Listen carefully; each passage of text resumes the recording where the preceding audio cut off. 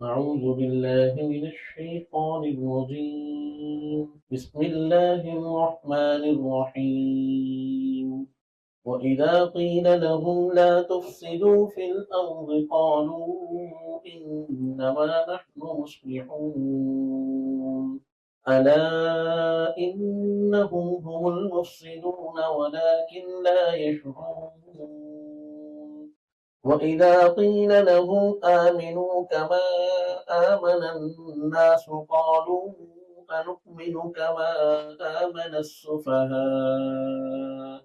ألا إنهم هم السفهاء ولكن لا يعلمون. وإذا لقوا الذين آمنوا قالوا آمنا وإذا خلوا إلى شياطينهم قالوا إنا معكم إنما نحن مستهزئون الله يستهزئ بهم ويمدهم في طغيانهم يعمهون.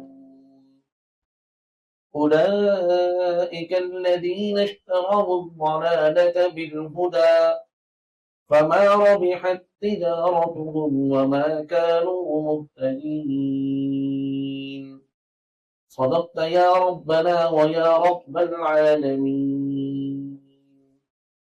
فرمایا کہ اور جب انہیں کہا جاتا ہے کہ زمین میں فساد مت پھیلاؤ تو وہ کہتے ہیں کہ ہم تو اصلاح ہی کرنے والے ہیں. خبردار، بلا شبہ وہ لوگ فساد پھیلانے والے ہیں اور لیکن انہیں شعور نہیں ہے. اور جب انہیں کہا جاتا ہے ایمان لاؤ جیسا کہ لوگ ایمان لائے تو وہ کہتے ہیں کہ کیا ہم ایمان لائے جیسا کہ بیوقوف لوگ ایمان لائے. خبردار، بلا شبہ وہی بیوقوف ہیں لیکن وہ جانتے نہیں.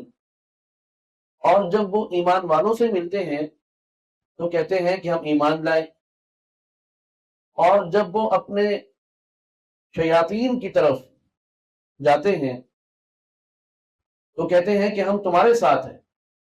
بلا شبہ ہم تو ایمان والوں کے ساتھ مذاق کر رہے تھے. اللہ ان کے ساتھ مذاق کرتا ہے اور اللہ نے ان کو ان کی سرکشی میں سرگرداں چھوڑ رکھا ہے. یہی لوگ ہیں کہ جنہوں نے ہدایت کے بدلے گمراہی کو اختیار کیا، بس ان کی تجارت نے انہیں کوئی نفع نہ دیا اور نہ ہی وہ ہدایت یافتہ ہوئے. جیسا کہ آپ کے سامنے یہ بات عرض کی تھی کہ قرآن کریم کے اس رکوع میں منافقین کا احوال بیان کیا گیا. تو آج کی جو آیات ہیں اس میں یہ بات کہی گئی کہ جب ان منافقین کو یہ کہا جاتا ہے کہ تم زمین میں فساد نہ پھیلاؤ، تو پہلی بات تو یہ سمجھیں کہ یہاں زمین سے مراد کل زمین نہیں ہے بلکہ متعین معہود زمین مراد ہے، اور اس سے مراد مدینہ طیبہ ہے کہ تم مدینہ طیبہ میں فساد مت پھیلاؤ. یا آپ اس کو یوں تعبیر کر سکتے ہیں کہ جو اسلام کی پہلی اور بنیادی ریاست قائم ہوئی تھی اس ریاست کے اندر تم فساد مت پھیلاؤ. لا تفسدوا فی الارض. تو وہ جواب میں یہ کہتے ہیں کہ بھئی ہم تو صرف اور صرف اصلاح چاہتے ہیں. آپ کو معلوم ہے کہ کلمہ انما جو ہے یہ حسر کے لیے آتا ہے. تو اللہ تعالیٰ نے یہ کہا کہ بھئی انہیں جب یہ کہا جاتا ہے کہ زمین میں فساد نہ پھیلاؤ تو وہ جواب میں یہ کہتے ہیں ہم تو ہیں ہی اصلاح کرنے والے، ہمیں یہ بات کیسے کہی جا رہی ہے کہ تم فساد نہ پھیلاؤ. تو اس میں ایک بات تو پہلے یہ سمجھیں کہ وہ کس قسم کا فساد پھیلا رہے تھے، کیا کرتے تھے آخر وہ. تو اس بارے میں یہ سمجھیں کہ یہ منافقین ایک بات چاہتے تھے وہ بات یہ چاہتے تھے کہ یہ جو اسلام آیا ہے، اللہ تعالیٰ کی تعلیمات آئی ہیں، جناب رسول کریم صلی اللہ علیہ وسلم تشریف لائے، آپ کی بعثت ہوئی اور یہ اسلامی ریاست کا قیام ہوا، اور اس میں اللہ تعالیٰ کے احکامات، اللہ تعالیٰ کے قوانین کا نفاذ ہوا، تو اس کی وجہ سے ان کا خیال یہ تھا کہ بھی بہت سارے مسائل پیدا ہو۔ کس طرح کے مسائل پیدا ہوئے کہ اس نظام کے آنے سے پہلے، ان قوانین کے اور اسلامی ریاست کے قیام سے پہلے جو صورتحال تھی وہ یہ تھی کہ یہود و نصارہ اور مشرکین، اسی طرح سائبین، مجوسی، جتنے بھی لوگ وہاں آباد تھے، وہ سب خلط ملط رہتے تھے، ملے جلے رہتے تھے، اور سب ایک دوسرے کا مفاد پورا بھی کرتے تھے اور ایک دوسرے سے مفاد اٹھاتے بھی تھے، اور تمام امور میں، چاہے وہ معیشت سے متعلق ہو، چاہے وہ سیاست سے متعلق ہو، چاہے وہ گھریلو امور سے متعلق ہے یا کسی انسان کی ذاتی زندگی سے متعلق ہے، سب سے متعلق اللہ تعالیٰ کے احکامات کی پابندی کی بات ہوئی۔ تو وہ یہ چاہتے تھے منافقین کہ جس طرح اسلام کے آنے سے پہلے اہل حق، اہل باطل، حق اور باطل سارے باطل تھے، تو یہ سارے خلط ملط رہتے تھے، دوبارہ سے وہی نظام بن جائے۔ یہ امتیازی جو ایک وجود، ایک نئی چیز جو آئی ہے، اس کی ضرورت نہیں ہے، یہ ان کا نقطہ نظر تھا۔ تو اللہ تعالیٰ نے اسی کے بارے میں یہ بات ارشاد فرمائی کہ لا تفسدوا فی الارض، کہ تم زمین میں فساد مت پھیلاؤ۔ ایک ہوتا ہے فساد ظاہری۔ فساد ظاہری کیا ہے کہ خدا نہ خواستہ کوئی آدمی کسی کے گھر میں چوری کرے، ڈکیتی ڈالے، ڈاکہ ڈالے، یا کسی کو قتل کر ڈالے، یہ ہوتا ہے فساد ظاہری۔ کسی کے جانور کو مار ڈالا، کسی کے گھر کو گرا دیا، یہ سب فساد ظاہری ہے۔ اور ایک ہے فساد باطنی۔ فساد باطنی کیا ہے کہ انسان اپنے اندر جو ہے وہ برائی کے جذبات رکھے، باطل کے جذبات رکھے، اور حق سے نفرت رکھے۔ اب اللہ تعالیٰ کی طرف سے جو قوانین آئے ہیں، اللہ تعالیٰ کی طرف سے جو تعلیمات آئی ہیں، اللہ تعالیٰ کی طرف سے جو احکامات آئے ہیں، وہ احکامات ایسے ہیں کہ جو اس کائنات میں امن کا اور اس کائنات میں ہر طرح کی خیر کا سبب ہے۔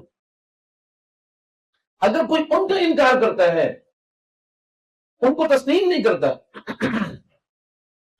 اور وہ یہ چاہتا ہے کہ یہ قوانین ان کا نفاذ نہ ہو، تو یہ دراصل فساد باطنی ہے۔ اور یہ اصول یاد رکھیں کہ جو فساد باطنی ہے وہی فساد ظاہری کا سبب بنتا ہے۔ اس کو میں اور آسان انداز سمجھاتا ہوں۔ دیکھو، اگر کسی کے دل میں اللہ تعالیٰ کا خوف نہیں ہے تو اس کا نتیجہ کیا ہوگا؟ وہ چوری کرے گا کہ نہیں کرے گا؟ یہ اندر کا فساد ہے۔ تو فساد باطنی باہر کے فساد کا، چوری کا سبب بن رہا ہے۔ تو اب اللہ تعالیٰ یہی بات ان کو سمجھا رہے کہ بھی تم اللہ تعالیٰ کی تعلیمات، اللہ تعالیٰ کے بنائے ہوئے قوانین، اللہ تعالیٰ کی طرف سے دی گئی ہدایات، تم ان کو ختم کرنا چاہتے ہو، اور تم ان کو نعوذ باللہ یہ سمجھتے ہو کہ ان کو نہیں ہونا چاہیے تھا۔ جس طرح پہلے حق اور باطل آپس میں تلبیس کے ساتھ اور ملے جلے رہتے تھے، خلط ملط رہتے تھے، اب بھی اسی طرح نظام چلنا چاہیے۔ تو اس کا نتیجہ کیا ہوگا کہ جس طرح دین کے آنے سے پہلے گھر گھر کے اندر فساد موجود تھا کہ نہیں؟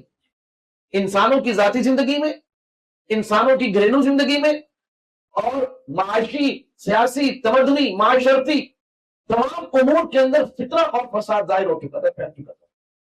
جب اسلام آیا، اسلام نے انسان کی ذاتی زندگی کو بھی سنوارا، اس کی گھریلو زندگی کو بھی سنوارا، اور اس کے محلے کی سطح کی، معاشرت کی سطح کی، اس کی سیاست، اس کی معیشت، اس کا تمدن، اس کی تہذیب، اس کا کلچر، اور اس کی تربیت، اس کی تعلیم، تمام امور میں اسلام نے آ کر انسان کے چہرے کو دھو ڈالا اور اس کو سنوار دیا۔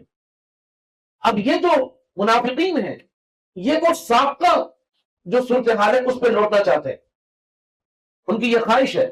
ظاہری طور پر وہ کسی کے ہاں چوری نہیں کر رہے، کوئی ڈاکہ نہیں ڈال رہے، نعوذ باللہ کسی عورت کا ریپ نہیں کر رہے، لیکن جو وہ یہ چاہ رہے ہیں کہ جو اسلام آیا ہے اس کے بجائے پہلی والی صورتحال لوٹ کر آ جائے، اللہ تعالیٰ کہہ رہے ہیں کہ یہی دراصل فساد ہے. اسی لیے میں نے یہ بات عرض کی کہ فساد باطنی جو ہے یہ فساد ظاہری کا سبب ہوا کرتا ہے. جب اندر سمر جاتا ہے تو باہر خود بخود سمر جاتا ہے. اگر اندر جو ہے وہ اللہ تعالیٰ کی ذات پر ایمان موجود ہے، اندر اللہ تعالیٰ کے احکامات کو ماننے اور تسلیم کرنے اور اس پر عمل کرنے کا جذبہ موجود ہے، اندر جو ہے وہ اللہ تعالیٰ کا خوف موجود ہے، تو یہ سب باہر بھی نظر آئے گا کہ وہ شخص پھر ماں باپ کا احترام کرتا ہوا نظر آئے گا، اس لیے کہ اس کے دل میں اللہ تعالیٰ کا خوف ہے. وہ شخص عورتوں کے حقوق کی پاسداری کرتا ہوا نظر آئے گا. وہ شخص معاشرے کے اندر لوگوں کے ساتھ خیر خواہی اور ہمدردی کرتا ہوا نظر آئے گا، اس لیے کہ اس کا اندر سمجھ چکا ہے. تو اللہ تعالیٰ فرما رہے لا تفسدوا فی الارض کہ تم زمین میں فساد مت پھیلاؤ. وہ کہتے ہیں کہ ہم تو اصلاح ہی کرنے والے ہیں، ہم تو اصلاح ہی چاہتے ہیں، ہم قطعاً جو ہے وہ فساد نہیں چاہتے. تو اللہ تعالیٰ نے کیا فرمایا؟ الا انہم هم المفسدون، یہ خبردار یہ لوگ دراصل فسادی ہیں. کیوں کر یہ بات کیوں فرمائی؟ اللہ تعالیٰ نے ان کو فسادی کیوں کہا؟ اس لیے کہ دیکھو ظاہری طور پر یہ زبان سے کہہ رہے ہیں کہ ہم اسلام کو مانتے ہیں، منافقین یہی ہے نا، ظاہری طور پر اسلام کی بات کرتے ہیں، اندرونی طور پر نہیں مانتے. تو اندرونی طور پر فساد ہے، ظاہری طور پر اسلام کی اور دین کی بات ہے. اب آپ خود بتائیں کہ اگر کسی معاشرے میں گھریلو نظام کو بہتر کرنے کے لیے محلے کی سطح کے یا قومی سطح کے، ملکی سطح کے، بین الاقوامی سطح کے حالات کو درست رکھنے کے لیے کوئی بہترین قوانین کا مجموعہ تیار کر کے آپ اس کو الماری میں رکھ دیں تو کیا ملک کے اندر امن آ جائے گا؟ کیا گھر کے حالات درست ہو جائیں گے؟ کیا کسی انسان کی ذاتی زندگی سنور جائے گی؟ نہیں سنور سکتی جب تک کہ جن لوگوں نے اس کے اوپر عمل کرنا ہے وہ باطنی طور پر اس پر عمل کرنے کی اپنے اندر صلاحیت پیدا نہ کرے. جب تک یہ چیز پیدا نہیں ہوگی اس وقت تک وہ قوانین، وہ تعلیمات، وہ انسانوں کو فائدہ نہیں پہنچا سکتے. تو اب یہ زبان سے تو کہہ رہے ہیں کہ جی ہم اسلام کو مانتے ہیں، ہم اسلام کو مانتے ہیں، ہم اللہ تعالیٰ کی تعلیمات کو مانتے ہیں، ہم قوانین کو مانتے ہیں، لیکن حقیقت کیا ہے؟ حقیقت یہ ہے کہ وہ چاہتے یہ کہ سابقہ نظام لوٹ آئے اور یہ جو چیزیں ہیں یہ اچھی ہیں بس پڑی رہے، ان پر عمل نہ ہو. بھائی جب تک عمل نہیں ہوگا، نفاذ نہیں ہوگا، وہ چیزیں وجود میں نہیں آئیں گی، اس وقت تک آپ ان کا جو مفاد ہو سکتا ہے، جو ان سے فوائد اور جو ان کے ثمرات ہو سکتے ہیں وہ آپ کیسے حاصل کر سکتے ہیں؟ تو اللہ تعالیٰ فرما رہے کہ اگر ایک بات توجہ سے سنیے گا کہ اگر اصلاح کی نیت ہو لیکن جو عمل آپ کر رہے ہیں، جو نظریہ آپ نے اختیار کیا، جو سوچ آپ نے اختیار کی ہے وہ فساد پر مبنی ہے تو آپ کا عمل دیکھا جائے گا. بات سمجھ میں آ گئی؟ اللہ تعالیٰ فرما رہے ہیں آپ کی نیت بہت اچھی ہے، آپ کہتے ہیں ہم اصلاح چاہتے ہیں کہ لوگ جی مل جل کر رہے پہلے کی طرح رہے، آپ کی سوچ تو بہت اچھی ہے، لیکن جو اس کے ثمرات آئیں گے، جو اس کے نتائج آئیں گے وہ بہت بھیانک ہے. تو محض جو ہے وہ آپ کی نیت کو یہ کہنا کہ جی میری نیت اچھی ہے اور آپ کا آگے سے عمل غلط ہو اور اس عمل کے جو نتائج ہیں وہ غلط ہو. بات میری سمجھ میں آ رہی کہ نہیں آ رہی؟ تو اللہ تعالیٰ فرماتے ہیں کہ بھی نیت چاہے اصلاح کی ہو لیکن اگر اس کے نتائج اور ثمرات فساد پر مبنی ہے تو اس کو اصلاح نہیں کہیں گے، اس کو فساد ہی کہیں گے. الا انہم هم المفسدون کہ وہ لوگ فساد پھیلا رہے ہیں، ولکن لا یشعرون لیکن انہیں شعور نہیں کہ ہمارا یہ جو طرز عمل ہے یہ فساد پھیلائے گا، یہ کبھی عمل نہیں پھیلا سکتا. میں اگر کوئی قوانین بناؤں گا نا تو مثال کے طور پر میری قوم پنجابی ہے تو میں اپنے احوال کے مطابق، اس لیے کہ ہر قوم، ہر زبان والے کی اپنی نفسیات ہوتی ہے، تو میں اپنے ماحول، اپنی نفسیات، اپنے احوال کہ جو ہم کیسے کرتے ہیں ہم اس کے مطابق قوانین بنائیں گے. اگر مثال کے طور پر کوئی سرائکی بنائے گا تو وہ اپنے طرز پہ بنائے گا، کوئی پشتون بنائے گا تو وہ اپنی سوچ کے مطابق بنائے گا۔ اچھا اب آگے چلیے جائیے کہ اگر جو ہے وہ عرب والے بنائیں گے تو ان کا اور انداز ہوگا، عجم والے بنائیں گے تو ان کا اور ہوگا، اور اگر جو ہے وہ کسی اور ملک کے لوگ بنائیں گے تو ان کا اور ہوگا۔ جو بھی قوانین بنائے گا انسانوں میں سے تو وہ دوسروں کے لیے تو سخت گیر ہوگا، اپنے لیے بیچ میں سے نرمی کے راستے نکال دے گا، اپنے مزاج کی موافقت تو پیدا کرے گا لیکن وہ سب کے مزاج کی موافقت نہیں لے کے آ سکتا۔ اپنے مفاد کا تو تحفظ کر سکتا ہے لیکن انسان کے اندر یہ عنصر ہے کہ وہ اپنے آپ کو پہلے نمبر پہ رکھتا ہے اور دوسروں کو بعد میں دیکھتا ہے۔ سمجھ آئی؟ اب ضرورت کس بات کی ہے کہ کوئی ایسی ذات ہو کہ جو سب کے لیے یکساں اور جو ہے وہ مساوات پر مبنی، عدل پر مبنی ایسی تعلیمات، ہدایات اور قوانین دے کہ جس میں کسی کو بھی اعتراض نہ ہو اور سب کا ہی اس میں بھلا ہو۔ اور ایسی ذات اگر کسی کی ہو سکتی ہے تو وہ اللہ تعالیٰ کی۔ کیوں؟ اس لیے کہ المخلوق عیال اللہ، کہ مخلوق اللہ تعالیٰ کا کنبہ ہے۔ جیسے ایک والد وہ گھر کے اندر جو قوانین بناتا ہے تو وہ فرق نہیں کرتا کہ بڑے بیٹے کے لیے یہ اور چھوٹے کے لیے یہ اور بیٹی کے لیے یہ اور بیٹے کے لیے یہ، بلکہ وہ سب کے لیے عدل اور انصاف پر مبنی سب کی بھلائی کو سامنے رکھتے ہوئے وہ قوانین اور اصول مرتب کرتا ہے جس میں سب کا مفاد ہو۔ اور ماں باپ تو بعض اوقات ایسا فیصلہ کرتے ہیں کہ جس میں وہ اپنے آپ کو بھی نظر انداز کر دیتے ہیں، لیکن اکثر ایسا نہیں ہوتا، بعض اوقات کی بات کر رہا ہوں۔ اور اللہ تعالیٰ کی ذات ایسی ہے کہ اللہ تعالیٰ کو تو کوئی مفاد چاہیے نہیں، اس لیے کہ وہ کسی چیز کا محتاج ہی نہیں ہے، اس کو کسی چیز کی ضرورت ہی نہیں ہے۔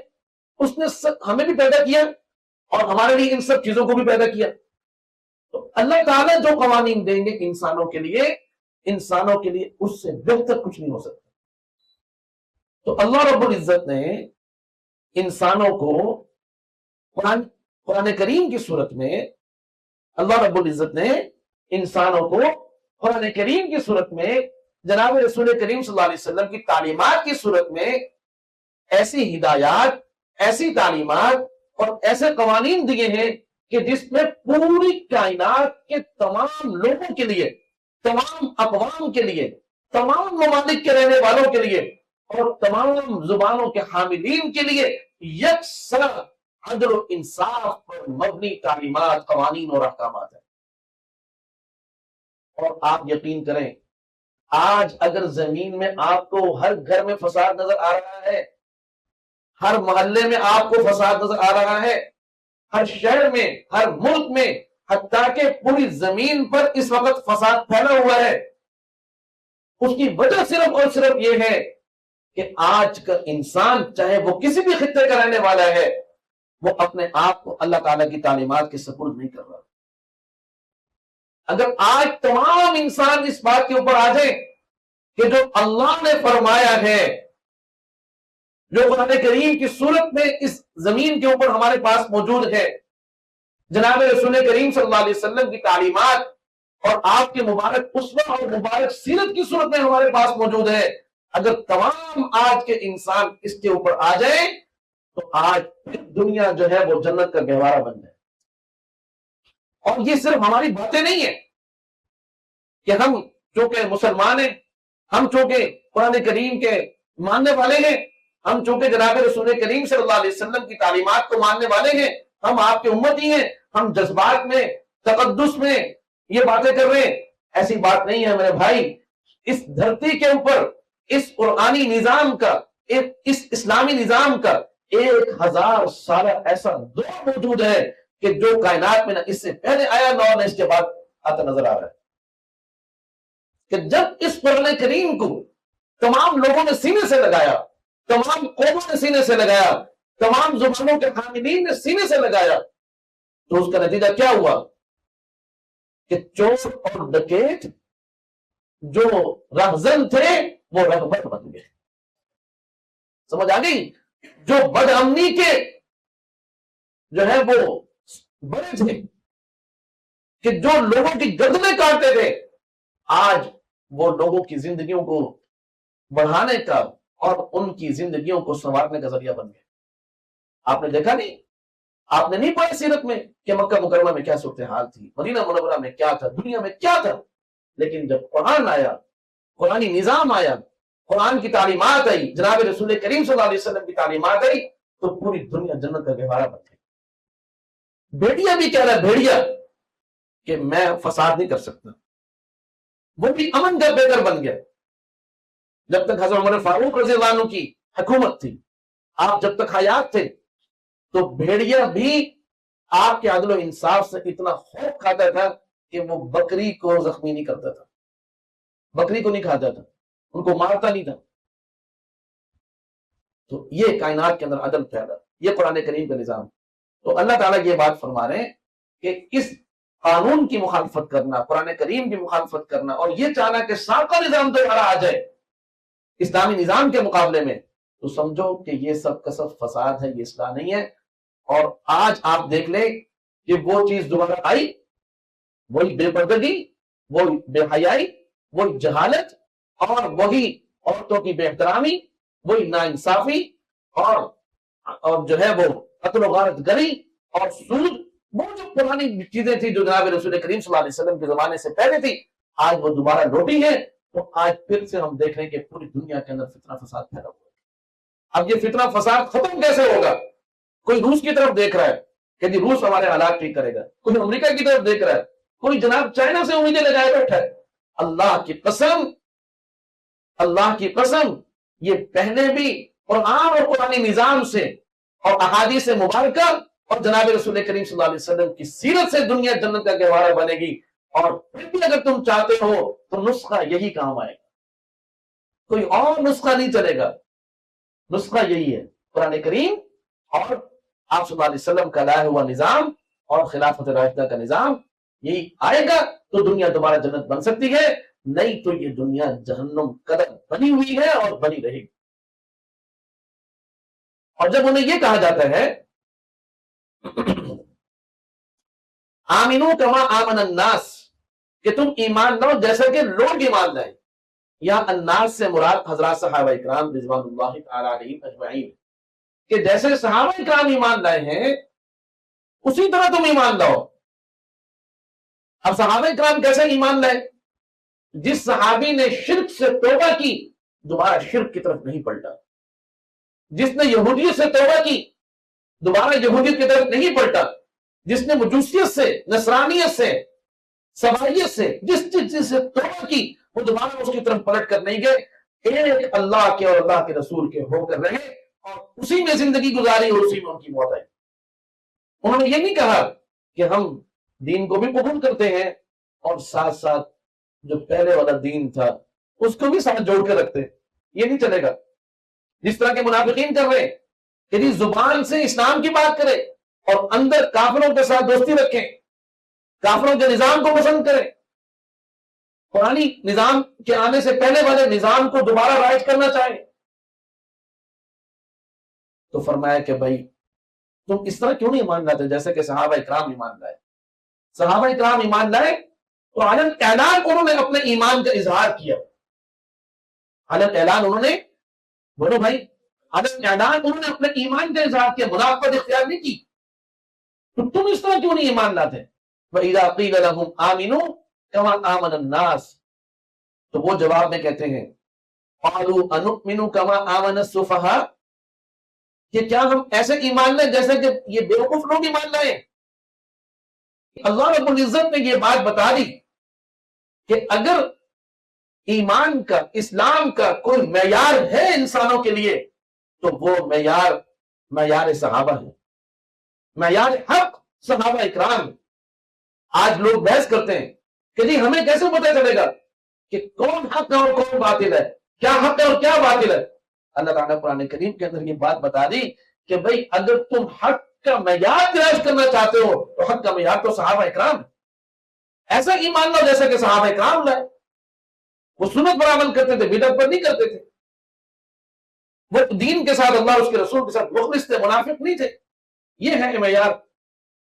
تو منافقین جواب میں یہ کہتے ہیں کہ ہم ان صحابہ اکرام جیسا ایمان لائیں، جیسا کہ یہ تو بیوقوف لوگ تھے، کیا ہم ان بیوقوفوں کی طرح کا ایمان لائیں؟ انہوں نے صحابہ اکرام کو بیوقوف کیوں کہا؟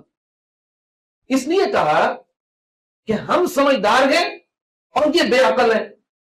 ہم سمجھدار کیوں ہیں؟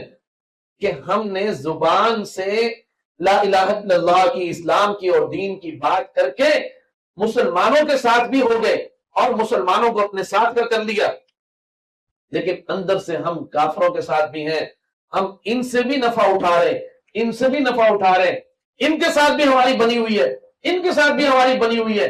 یہ ہوتی ہے عقل مندی، کہ آپ کے مفاد کو غضب نہ پہنچے، نقصان نہ پہنچے، اور سب کے ساتھ آپ کی بنی بھی رہے۔ تو ہم تو سمجھدار ہیں، یہ تو بے وقوف ہیں، ان کے کام دیکھو، انہوں نے تمام مشرکین کے ساتھ بگاڑ لی، حتیٰ کہ بعضوں کے والدین نے ان کو چھوڑ دیا، بعضوں کی بیویوں نے چھوڑ دیا، بعضوں کی اولادوں نے چھوڑ دیا۔ اور یہ عجیب لوگ ہیں، اللہ اور اس کے رسول کے خاطر یہ اپنے مکہ کو چھوڑ کر ہجرت کر کے مدینہ منورہ میں آ کر نئی جگہ پر آباد ہو رہے ہیں۔ یہ آسان کام نہیں ہے، یہ تو بیوقوف لوگ ہیں، نعوذ باللہ۔ ہم سمجھدار ہیں، ہمیں کوئی چیز بھی نہیں چھوڑنی پڑی، نہ باپ نہ گھر نہ تجارت، کچھ بھی نہیں، کوئی قربانی بھی نہیں دینی پڑی، اور ہمارے مزے لگے ہوئے۔ تو اللہ تعالیٰ نے فرمایا کہ الا انہم هم السفہاء، خبردار یہی لوگ بے وقوف ہیں۔ سفیہ کی جمع سفہاء، کہ بے وقوف تو یہ ہیں، لیکن انہیں علم نہیں ہے کہ یہ کس قسم کی بے وقوفی اختیار کر رہے ہیں۔ کیوں بھائی اللہ تعالیٰ ان کو بے وقوف کیوں کہہ رہے ہیں؟ اس لیے کہہ رہے ہیں کہ اگر کوئی شخص، توجہ سے سنیے گا، سوال سمجھیں گے تو بات سمجھ میں آئے گی، کہ اگر کوئی شخص عارضی نقصان کر کے مستقل فائدے کو محفوظ کر لے تو وہ سمجھدار ہوتا ہے یا بے وقوف ہوتا ہے؟ سمجھدار ہوتا ہے۔ اور اگر کوئی عارضی مفاد کو محفوظ کر کے مستقبل کو اور مستقل جو مفاد ہے، ہمیشہ کا مفاد ہے، اس کو داؤ میں لگا دے تو وہ عقل مند ہے یا بے وقوف ہے؟ تو اللہ تعالیٰ فرماتے ہیں تم نے دنیا کا تحفظ کیا، دنیا کے مفاد اور اغراض کا تحفظ کیا، اور آخرت جو ہمیشہ رہنے والی تھی اس کو داؤ میں لگا دیا، بے وقوف تو تم ہو۔ اور صحابہ اکرام تو بڑے سمجھدار ہیں، انہوں نے فرمایا دنیا تو ایک دن پھر بھی چھوٹنی ہی ہے، اس کے پیچھے کیا پڑنا، اصل مزے تو آخرت کے ہوں گے۔ اللہم لا عیش الا عیش الآخرہ، کہ اصل عیش، اصل مزے تو آخرت کے، دنیا کا کیا ہے؟ میں ساتھیوں سے بات کرتا ہوں کہ بھی دنیا جتنی بھی اچھی ہو، ایک ہے پیر کالونی، اور ایک ہے جناب آپ کینٹ کا کوئی علاقہ، خوبصورت شاندار علاقے میں آپ چلے جائیں، 50 لاکھ روپے مرلے والی جگہ پہ آپ چلے جائیں، وہ بھی دنیا ہی ہے۔ بات سمجھ میں آ گئی بھائی؟ ٹھیک ہے، بہتر ہے، کیا ہے بھائی، وہاں پر اگر آپ کمرہ بنائیں گے تو اٹیچ واش آپ کو وہاں بھی بنانا پڑے گا، گندگی کی ضرورت کا سامان آپ کو وہاں بھی کرنا پڑے گا، وہاں بھی سیوریج لینے گندگی کے نیچے سے گزر رہی ہوگی۔ دنیا جتنی بھی اچھی بنا لیں یا جتنی بھی اچھی ہمیں نظر آ جائے، وہ دنیا ہی دنیا ہے، آخرت کے ساتھ اس کا کوئی تقابل نہیں ہے۔ آخرت میں تو یہاں دنیا کے اندر انسان کے اندر سارا گند بھرا پڑا ہے، یہ اب ہم اچھے کپڑے پہن کر بیٹھے ہوئے ہیں لیکن ہمارے پیٹ کے اندر پخانا ہی تو ہے، اور کیا ہے؟ یہاں تو انسان گندگی کا ڈھیر ہے، اور جہاں رہتا ہے وہاں بھی گندگی کے ڈھیر کے تمام انتظامات رکھتا ہے۔ اور آخرت میں تو نہ انسان کے پیٹ میں گندگی ہوگی، نہ اس کی منہ میں ہوگی، نہ اس کے کان اور آنکھوں میں ہوگی، نہ اس کے جسم میں ہوگی، اور نہ انسان کو کوئی بور و براز کی شکایت ہوگی، اور نہ ہی اس کے انتظامات کرنے پڑیں گے۔ وہاں تو کیا ہے بھائی، صفائی ہی صفائی، اور جناب مزے ہی مزے وہ ہے۔ تو بھائی تم دنیا کے مفاد کو محفوظ کر کے کہتے ہو ہم عقل مند ہیں، اور صحابہ اکرام آخرت کے مفاد کو محفوظ کر رہے ہیں، تو میں کہتا ہوں کہ وہ عقل مند ہے، تم بے وقوف۔ سمجھ آ گئی بھائی؟ تو الا انہم هم السفہاء ولکن لا یعلمون۔ اور جب وہ ایمان والوں سے ملتے ہیں تو ایمان والوں سے کہتے ہیں جی اسی طرح تھوڑے نال ہے، قالوا آمنا، قالوا آمنا، یہاں آمنا کا ترجمہ میں نے کیا بڑا زبردست، کہ جی اسی تھوڑے نال ہے جی، ہم ان کے ساتھ نہیں ہیں، ہم تمہارے ساتھ ہیں.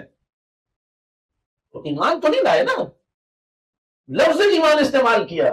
مقصود یہی ہے جی ہماری جی بس جی ہم تو آپ پر قربان ہیں. بس ایسے لوگوں سے بچو، یہ جو منہ پہ اس طرح کی باتیں کرتے ہیں نا، سمجھ آ گئی نا، ان سے بچو بس. ہم تو نہیں آپ کے ساتھ ہیں، جیسے بس قربان جی، بس سمجھ آئی بھائی. وَإِذَا خَلَوْا إِلَىٰ شَيَاطِينِهِمْ، اور جب اپنے شیاطین کی طرف جاتے ہیں تو انہیں کیا کہتے ہیں؟ اِنَّا مَعَكُمْ. نہیں جی اسی تو انہوں نے مذاق کر رہے تھے، سلطان دلوں اسی تھوڑے نال ہے. ان کو ہم اوپر سے کہہ رہے تھے کہ ہم آپ کے ساتھ ہیں، لیکن ہمارے دل سے پوچھو، دل سے ہم تمہارے ساتھ ہیں. قَالُوا إِنَّا مَعَكُمْ. اب ان کے سوال کہ پھر وہاں تم یہ کیا باتیں کر رہے تھے؟ اس کا جواب انما نحن مستہزئون، ہم ان کے ساتھ مذاق کر رہے تھے. ہم ان کے ساتھ کیا کر رہے تھے؟ مذاق کر رہے تھے.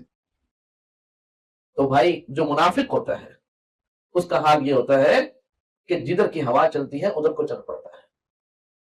اور جو مخلص ہوتا ہے، سمجھ آ گئی، جو منافق ہوتا ہے نا، جب اس کو مفاد مل رہا ہو تو وہ کہتا ہے جی ہم ساتھ ساتھ ہیں، اور جب اس کو پتہ لگے کہ کچھ نقصان ہو سکتا ہے وہ نظر ہی نہیں آئے گا حضرت آپ کو، گیا کہاں.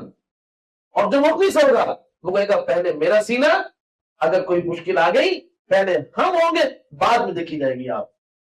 تو ہم کیا ہیں؟ آپ کے اس قسم کی بات. انبیاء علیہ السلام کا طرز کیا ہے؟ انبیاء علیہ السلام کا طرز یہ ہے، سنو مولوی صاحب، بہت پتہ کی بات اور کام کی بات ہے، لکھ لینا اس کو. انبیاء علیہ السلام کا طرز یہ نہیں ہے کہ جدھر کی ہوا چلے ادھر کو چل پڑے، کہ وہ ماحول کا ساتھ دیں.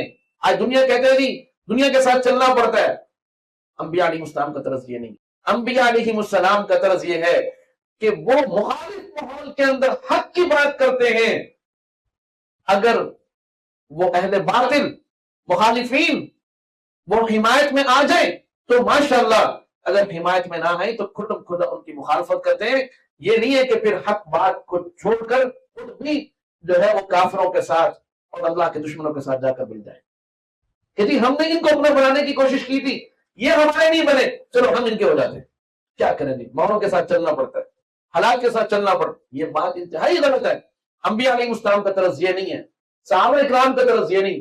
حضرت ابراہیم علیہ السلام انہوں نے اپنے والد، اپنے خاندان، اپنے قوم سب کی مخالفت کی اور حق کی اور دین کی توحید کی بات کی. کسی نے ساتھ نہیں دیا، پھر بھی وہ ڈٹے رہے. انہوں نے یہ نہیں کہا کہ اب میں تمہارے ساتھ ہوتا. سمجھ آ گئی بھائی بات؟ تو وَإِذَا لَقُوا الَّذِينَ آمَنُوا قَالُوا آمَنَّا وَإِذَا خَلَوْا إِلَىٰ شَيَاطِينِهِمْ قَالُوا إِنَّا مَعَكُمْ إِنَّمَا نَحْنُ مُسْتَهْزِئُونَ. رسول کریم صلی اللہ علیہ وسلم نے ارشاد فرمایا لا تکونوا امعا، لا تکونوا، کہ تم امعا نہ بنو. امعا کا معنی یہی ہے کہ یہ نہ کہ جدھر کی ہوا چل پڑے تم ادھر کا چل پڑو. آج ہم دیکھتے ہیں نا اپنے سیاستدانوں کو، جدھر کی آواز لگتی ہے ادھر ہی چلے جاتے ہیں. مفاد چاہیے، ٹکٹ چاہیے، بس جیسے بھی ملے. علماء کا یہ کام نہیں ہے، اہل حق کا یہ کام نہیں ہے.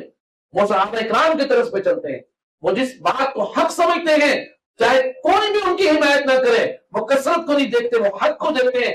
اگر ان کی حمایت میں ایک شخص بھی نہ ہوتا تو وہ حق کو نہیں چھوڑتے. یہ علماء کا کام ہے، یہ صحابہ اکرام کا کام. کتنے انبیاء علیہ السلام ایسے گزرے کہ ایک بھی شخص نے ان کی بات نہیں مانی، اس کے باوجود انہوں نے توحید کی بات کی، وہ کبھی بھی مشرکین کے ساتھ نہیں ملے. انہوں نے دین کی بات کی، کبھی ظالموں کے ساتھ نہیں ہوئے. یہ ہے سبق. وَإِذَا لَقُوا الَّذِينَ آمَنُوا قَالُوا آمَنَّا وَإِذَا خَلَوْا إِلَىٰ شَيَاطِينِهِمْ قَالُوا إِنَّا مَعَكُمْ إِنَّمَا نَحْنُ مُسْتَهْزِئُونَ. اللہ تعالیٰ فرماتے ہیں تم ان کے ساتھ کیا مذاق کرو گے ایمان والوں کے ساتھ؟ اللہ یستہزئ بہم، اللہ تمہارے ساتھ مذاق کر رہا ہے. اللہ پاک مذاق کر رہے ہیں؟ اللہ پاک غیر سدید ہے؟ کیا مطلب اللہ کا مذاق کیا ہے؟ سمجھو بات کو. اللہ کا مذاق یہ ہے کہ یہ منافقین یہ سمجھ رہے ہیں کہ ہم نے اپنے مفادات کو محفوظ کر لیا، ان کا تحفظ کر لیا ہے. اللہ تعالیٰ فرما رہے ہیں کہ یہ تو دنیاوی مفادات ہیں. وقتی طور پر اگر تمہارے مزے لگ گئے اور تم یہ سمجھ رہے ہو کہ ہم نے بڑا مفاد اٹھا لیا لیکن اصل تو بات یہ ہے کہ میں نے تمہیں ڈھیل دے رکھی ہے۔ مولوی صاحب توجہ سے سنیے گا، جب اللہ کسی کو اپنی طرف نہیں بلانا چاہتے تو اللہ تعالیٰ فسق و فجور کے اندر، کفر اور شرک کے اندر اور تمام گناہوں کے ساتھ اس کو ڈھیل دے دیتے، اس کی رسی ڈھیلی کر دیتے کہ بھئی یہ اسی طرح گمراہ چلتا پھرتا اپنا وقت پورا کر لے دنیا کا اور ہدایت سے محروم رہے اور کسی حال میں مجھ سے ملے۔ تو یہ سمجھنا کہ جی میں تو شرک کر رہا ہوں، میں تو گناہ کر رہا ہوں، فسق و فجور کر رہا ہوں، تو کچھ نہیں ہو رہا، یہ بہت بڑا دھوکہ ہے۔